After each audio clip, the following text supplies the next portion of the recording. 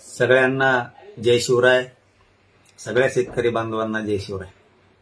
आपल्या शेतकऱ्यांच्या कर्जमाफीसाठी आणि विविध शेतकऱ्यांच्या शेतमजुरांच्या दिव्यांगांच्या प्रश्नासाठी माजी मंत्री बच्चू भाऊ कडू यांनी हे उपोषणाला बसले.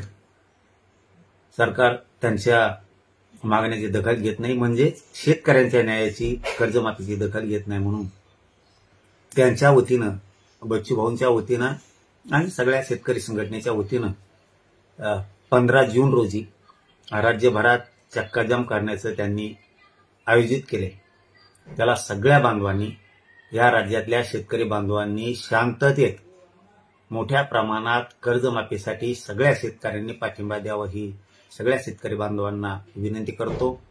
आपण आपले जे रास्ता रोकोचे चक्काजामचे शांततेत करायचे ते स्पॉट ठरवा. आमचा गोदा पाट्यातला पैठण फाटा शहागड इथं ठरलाय. गोदा पाट्यातल्या सगळ्या शेतकरी बांधवांनी जात पात धर्म सगळं सोडून शेतकऱ्यांची कर्जमाफी व्हावी म्हणून सगळ्या शेतकरी बांधवांनी गोदा पट्ट्यातल्या पैठण फाटा इथं मोठ्या संख्येनं उपस्थित राहू ही सगळ्यांना विनंती करतो.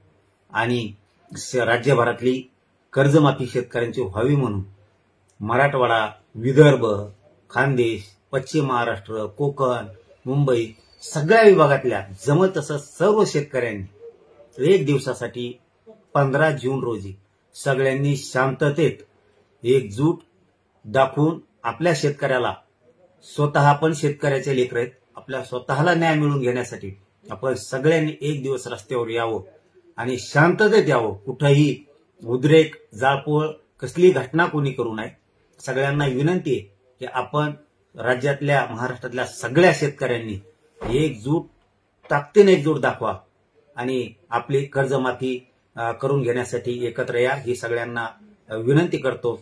आणि याचबरोबर राज्यासह याचबरोबर आपलंही गोदा पट्ट्यातलं सगळ्यांनी मिळून, सगळ्या शेतकरी बांधवांनी मिळून ठरवलं वाटतंय, निवेदन पण दिलेत वाटतं काल, की पैठण फाटा इथं गोदा पट्ट्यातल्या सगळ्या शेतकऱ्यांचा स्पॉट ठरलाय. तर सगळ्या शेतकरी बांधवांनी गोदा पट्ट्यातल्या पैठण फाटा इथं शांततेत येऊन सगळ्यांनी चक्काजाम रास्ता रोको आंदोलन करून आपल्या शेतकऱ्यांना कर्जमुक्ती कायमची व्हावी म्हणून एकत्र यावं ही सगळ्यांना विनंती. धन्यवाद. सगळ्या शेतकरी बांधवांना जय शिवराय.